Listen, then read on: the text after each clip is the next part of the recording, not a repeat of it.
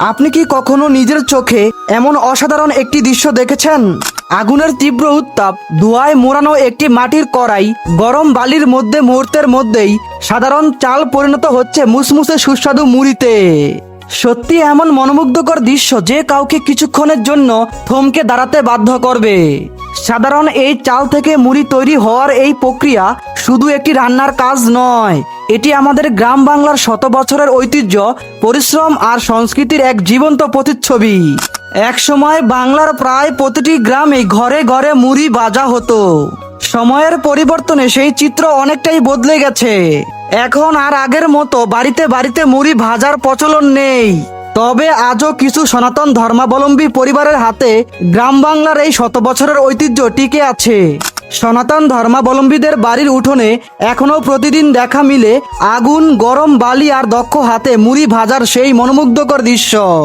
আজ আমরা চলে এসেছি চাঁদপুর জেলার হাইমচর উপজেলার চর ভৈরবীর এমন একটি সনাতন ধর্মাবলম্বী পরিবারের কাছে।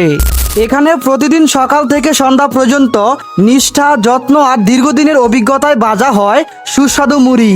তাদের হাত ধরেই আজও বেঁচে আছে গ্রাম বাংলার এই ঐতিহ্য, মুড়ি ভাজার কারিগরি। কত বছর ধরে মুড়ি ভাজেন? আজ 25 বছর মুড়ি ভাজি। 1 কেজি মুড়ি ভাজতে কত টাকা নেন? 30 টাকা। আপনারা কি অন্যের মুড়ি ভেজে দেন নাকি আপনাদের মুড়ি ভাজেন?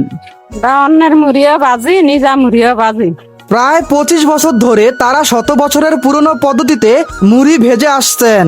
প্রতিদিন সকাল থেকে সন্ধ্যা পর্যন্ত আগুনের তাপে অক্লান্ত পরিশ্রম করে তারা তৈরি করেন এই সুস্বাদু মুড়ি। পরিবারটি নিজেদের প্রয়োজনের পাশাপাশি স্থানীয় মানুষের দেওয়া চাল থেকেও মুড়ি ভেজে দেন। এই কাজের জন্য তারা প্রতি কেজিতে মাত্র 30 টাকা মজুরি নেন। এই মুড়ি ভেজে আপনারা কি করেন? আমরা বাজারে বিক্রি করি, অন্যান্য জায়গা নিয়ে বিক্রি করি, দোকানও দেই। আপনারা 1 কেজি মুড়ি কত টাকা করে বিক্রি করেন? 150 টাকা। নিজেদের তৈরি মুড়ি তারা চাঁদপুর, হাইমচর সহ এর আশেপাশের বিভিন্ন এলাকাতে বিক্রি করেন। বর্তমানে প্রতি কেজি মুড়ি 150 টাকা দরে বিক্রি করছেন। একদিনে সর্বোচ্চ কত কেজি মুড়ি ভাজতে পারেন? 40 কেজি। মুড়ি ভাজার চাহিদা আগে বেশি ছিল নাকি এখন বেশি? আগে বেশি ছিল, অনেক একটু কম আর কি। আগে তাদের ভাষ্যমতে প্রয়োজন হলে দিনে প্রায় 40 কেজি পর্যন্ত মুড়ি ভাজা সম্ভব। তবে বাজারের চাহিদার উপর নির্ভর করে এর পরিমাণ কম বেশি হতে পারে। সবচেয়ে দুঃখের বিষয় হলো আগের তুলনায় এখন মুড়ি ভাজার চাহিদা অনেক কমে গেছে। আধুনিকতার ছোঁয়ায় গ্রাম বাংলার এই ঐতিহ্যবাহী দৃশ্য ধীরে ধীরে হারিয়ে যাচ্ছে। হয়তো অনেকের কাছেই মুড়ি একটি সাধারণ খাবার, কিন্তু এই একমুঠো মুড়ির সঙ্গে জড়িয়ে আছে আমাদের সংস্কৃতি আর গ্রাম বাংলার শত বছরের ঐতিহ্য। একসময় গ্রামের প্রায় প্রতিটি বাড়িতেই মুড়ি ভেজে সংরক্ষণ করা হতো, কিন্তু সময়ের সঙ্গে সঙ্গে সেই চিত্র বদলে গেছে। আধুনিক যন্ত্রপাতি আর জীবনযাত্রার পরিবর্তনে হারিয়ে যেতে বসেছে এই শত বছরের কারিগরি ও ঐতিহ্য। আজ যারা এখনো এই কাজ করে যাচ্ছেন তারাই আমাদের ঐতিহ্যের শেষ প্রহরী।